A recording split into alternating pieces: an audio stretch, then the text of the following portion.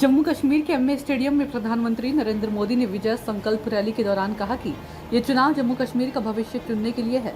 आज शहीद वीर सरदार भगत सिंह की जन्म जयंती भी है। देश के करोड़ों युवाओं की प्रेरणा भगत सिंह को मैं श्रद्धा पूर्वक नमन करता हूँ।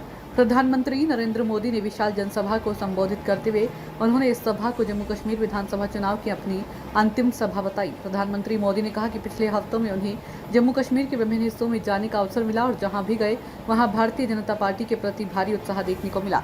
प्रधानमंत्री ने कांग्रेस नेशनल कॉन्फ्रेंस और पीडीपी पर निशाना साधते हुए कहा कि जम्मू कश्मीर के लोग इन तीन परिवारों की राजनीति से त्रस्त हैं। उन्होंने कहा कि यहाँ के लोग अब आतंकवाद, अलगाववाद और खून खराबा नहीं चाहते। वे अपने बच्चों के लिए बेहतर भविष्य और शांति की चाह रखते हैं।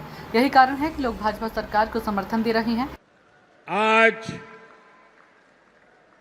शहीद वीर सरदार भगत सिंह की जन्म जयंती भी है। देश के करोड़ों युवाओं की प्रेरणा भगत सिंह जी को भी मैं श्रद्धापूर्वक नमन करता हूं। भाइयों और बहनों, जम्मू की ये सभा इस विधानसभा चुनाव की मेरी आखिरी सभा है। मुझे बीते हफ्तों में जम्मू कश्मीर के अलग अलग हिस्सों में जाने का अवसर मिला है। जहां भी गया वहां भाजपा को लेकर अभूतपूर्व उत्साह दिख रहा है। जम्मू कश्मीर के लोग कांग्रेस, एनसी और पीडीपी के तीन खानदानों से त्रस्त है। लोग फिर वही निजाम नहीं चाहते जिसमें भ्रष्टाचार हो, नौकरियों में भेदभाव हो। जम्मू कश्मीर के लोग आतंक, अलगाव, खून खराबा अब नहीं चाहते हैं। यहां के लोग अमन शांति चाहते हैं। यहां के लोग अपने बच्चों का बेहतर भविष्य चाहते हैं और इसलिए जम्मू कश्मीर के लोग भाजपा सरकार चाहते हैं। पीएम मोदी ने पिछले 2 चरणों के भारी मतदान का उल्लेख करते हुए कहा कि इससे साफ हो गया है कि जम्मू कश्मीर की जनता का मूड भाजपा के पक्ष में है। उन्होंने दावा किया कि राज्य में भाजपा की पूर्ण बहुमत वाली पहली सरकार बनने जा रही है। प्रधानमंत्री ने जम्मू के लोगों से विशेष आग्रह करते हुए कहा कि इतिहास से इससे पहले कभी ऐसा मौका नहीं आया जैसा इस चुनाव में आया है। पहली बार जम्मू क्षेत्र के लोगों की इच्छा वाली सरकार बनने जा रही है। यह मौका मंदिरों की नगरी के लिए महत्वपूर्ण है और इसे गंवाना नहीं चाहिए। पीएम मोदी ने आश्वासन दिया कि भाजपा की सरकार बनने के बाद वह जम्मू के लोगों की हर पीड़ा को दूर करेगी। उन्होंने नवरात्रि और विजयदशमी का उल्लेख करते हुए कहा कि 8 अक्टूबर को मां के नवरात्र के दिन चुनाव नतीजे आएंगे और इस बार की विजयदशमी शुभ शुरुआत वाली होगी। साथियों, पिछले 2 चरणों में भारी मतदान ने जम्मू कश्मीर की जनता का मूड बता दिया है। दोनों चरणों में भाजपा के पक्ष में जबरदस्त वोटिंग हुई है। अब यहां भाजपा की पूर्ण बहुमत की पहली सरकार, सुनते हैं ना, पूर्ण बहुमत की भाजपा की पहली सरकार बनना तय है।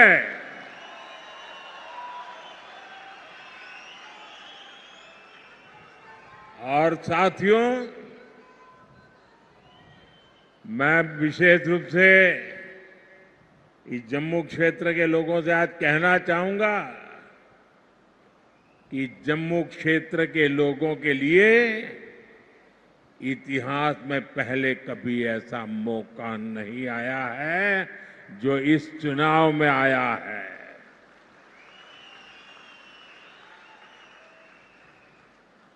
आज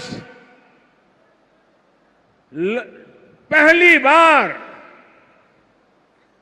जम्मू क्षेत्र के लोगों की इच्छा वाली सरकार बनने जा रही है।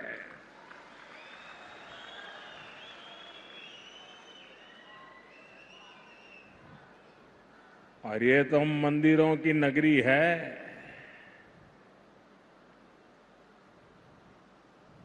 इस मौके को छोड़ना नहीं है, चूकना नहीं है।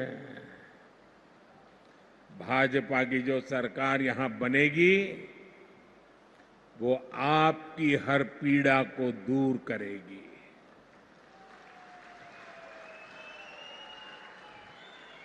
जम्मू के साथ दशकों से जो भी भेदभाव हुआ है उसको भाजपा सरकार ही दूर करेगी। भाइयों और बहनों, 8 अक्टूबर को मां के नवरात्र के दिन नतीजे आएंगे।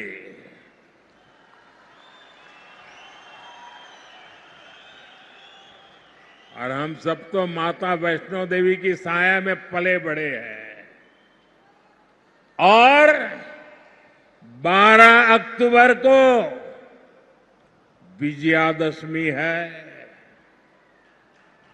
इस बार की विजयादशमी हम सभी के लिए शुभ शुरुआत वाली होगी। अपने संबोधन में उन्होंने 2016 की सर्जिकल स्ट्राइक को याद करते हुए कहा कि आज ही की रात सर्जिकल स्ट्राइक हुई थी। भारत ने दुनिया को बता दिया था कि ये नया भारत है जो घर में घुसकर मारता है। उन्होंने कांग्रेस पर सर्जिकल स्ट्राइक के सबूत मांगने का आरोप लगाया और कहा कि कांग्रेस आज भी इस मुद्दे पर पाकिस्तान की भाषा बोलती है। आज 28 सितंबर है। साल 2016 में आज की रात 28 सितंबर की रात सर्जिकल स्ट्राइक हुई थी।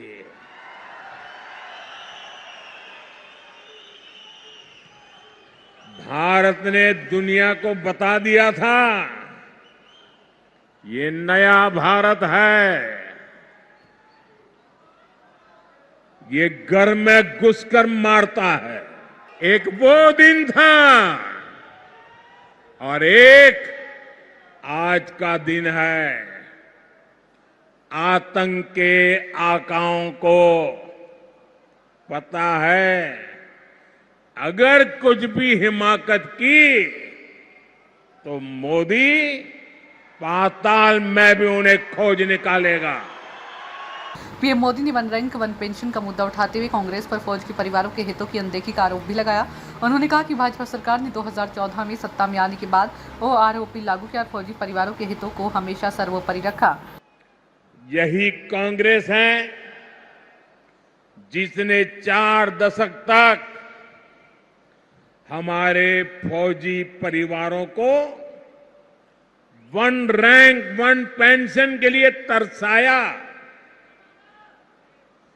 कांग्रेस ने हमारे फौजियों से झूठ बोला।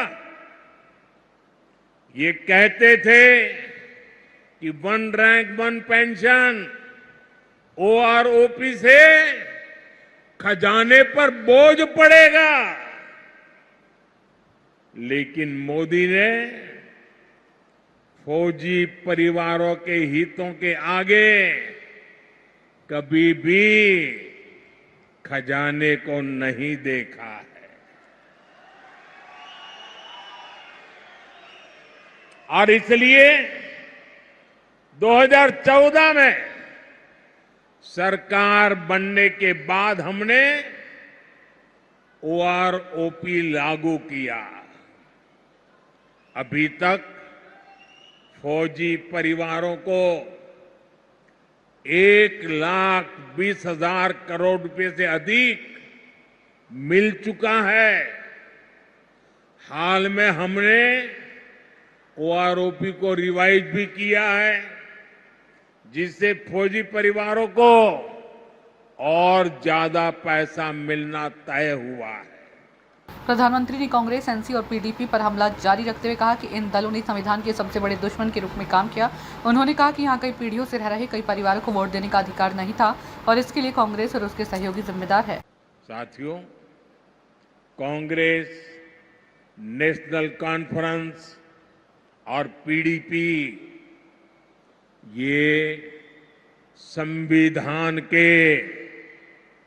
संविधान के सबसे बड़े दुश्मन है। इन्होंने बाबा साहब आंबेडकर ने जो संविधान दिया, उस संविधान की स्पिरिट का गला घोंटा है। आप देखिए, यही जम्मू में कई पीढ़ियों से रह रहे अनेक परिवारों को वोट देने तक का हक नहीं था। उन्हें इस हक से किसने वंचित किया? कांग्रेस, एनसी और पीडीपी ने किया है।